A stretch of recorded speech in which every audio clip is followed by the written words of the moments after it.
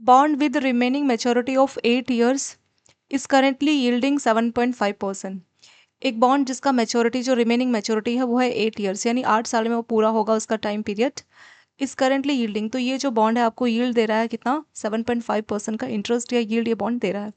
It's modified duration is 6.4 years। इसका जो modified duration है वो है 6.4 years। सो हमें क्या कैलकुलेट करना है, what is Macaulay duration of the bond. So इस बॉन्ड का मैकॉले ड्यूरेशन क्या होगा वो हमें यहाँ पे कैलकुलेट करना है, और इसमें 4 ऑप्शंस आपको दिए हुए हैं। सो पहले हमें समझना होगा कि मैकॉले ड्यूरेशन एग्जैक्टली क्या होता है।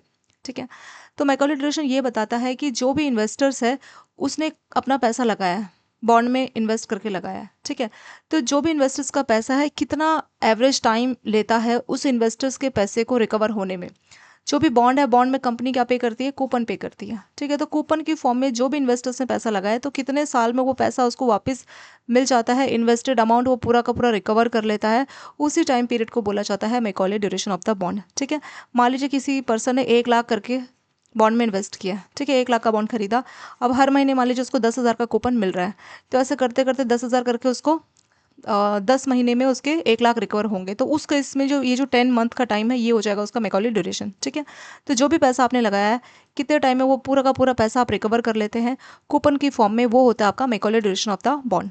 अब इसका फॉर्मूला क्या है, सो सिंपल सा फॉर्मूला बस आपको याद करना है। मैकॉले ड्यूरेशन का फॉर्मूला होता है मॉडिफाइड ड्यूरेशन इंटू 1 + यील्ड। ठीक है, तो यील्ड यानी कितना परसेंट वो आपको यील्ड दे रही है, तो यहाँ पे 7.5% है, और मॉडिफाइड ड्यूरेशन आपको कितना दिया गया, 6.4 और ईयर्स आपको मॉडिफाइड ड्यूरेशन यहाँ पे दिया है। अब बस आपको वैल्यूज पुट करनी है।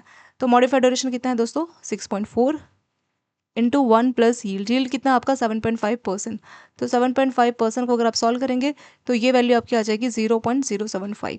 ठीक है, सो 6.4 इंटू 1.075 इस हम सॉल्व करेंगे तो ये आ जाएगा आपका 6.88 ईयर्स।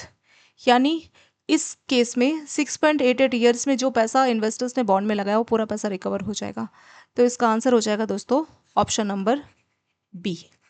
ठीक है, तो इस केस में ये हो जाएगा इसका Macaulay duration of the bond, यानी जो भी पैसा आपने लगाया है कितने टाइम में वो पूरा का पूरा पैसा आप रिकवर कर लेते हैं।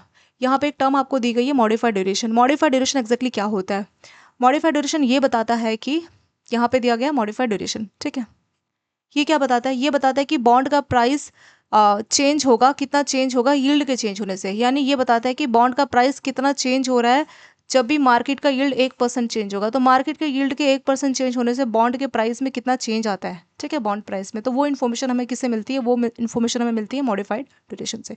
और मैकॉले ड्यूरेशन ये बताता है कि कितने टाइम में पैसा रिकवर हो जाएगा।